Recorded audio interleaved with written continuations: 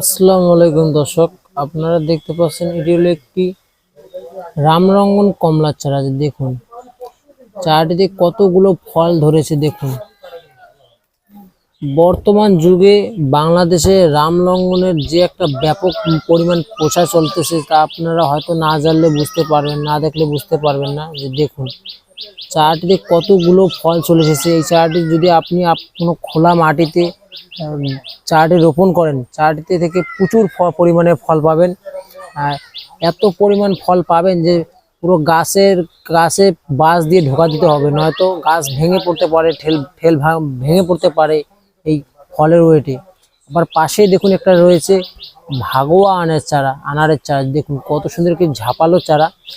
চারাটিতে দেখুন মুকুল চলে এসেছে। এই যে দেখুন কত সুন্দর একটি ঝাপালো চারা।